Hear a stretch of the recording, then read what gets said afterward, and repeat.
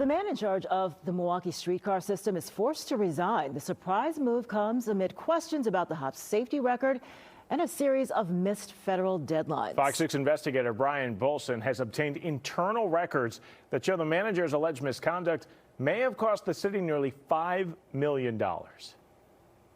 Can you talk into the microphone? Yep, sorry about that. On October 10th, Andrew Davis Lockwood testified in support of the streetcar's proposed 2025 budget, which faces a $4 million revenue gap. So, 4 days later, just a brief update. He was gone. Our prior streetcar operations manager is no longer employed with the city of Milwaukee. A Fox 6 investigation finds the city gave Davis a choice: resign or be fired. I had very little interaction with the guy. Milwaukee Alderman Bob Bauman is chairman of the Common Council's Public Works Committee, but says he had nothing to do with it. He was a mid-level manager, didn't have a lot of authority.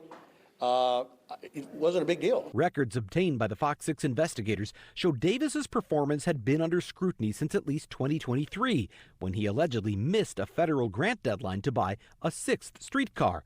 According to the records, that resulted in a potential $4.8 million loss to the streetcar system. The Department of Public Works now says they were able to file the application after all, but still didn't get the money. Are you concerned about that? No, because obviously the money wasn't lost.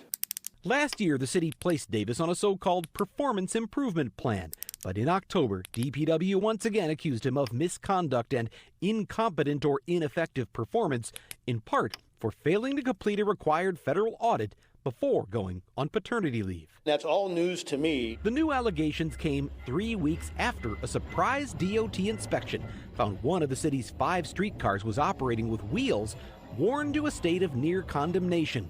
On October 11th, DPW sent a letter of concern to Transdev, the private contractor that runs the streetcar, expressing a, quote, loss of confidence in Transdev's ability to operate the streetcar system safely.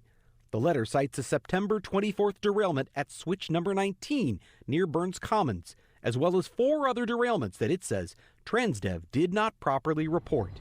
DOT says worn wheels are a factor that leads to derailments. I know nothing about that. Are you concerned that you don't know?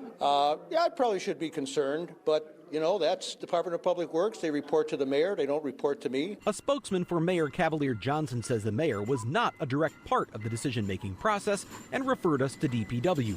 But Commissioner Jarrell Kruschke declined our request for an interview. I don't know that we'd want extensive reports about everything that may not be exactly right in every aspect of the city. Bauman insists it's much ado about nothing. Should the public be concerned? My answer is no. As far as he's concerned, the hop is on the right track. I'm perfectly comfortable with the safety record and safety of the streetcar.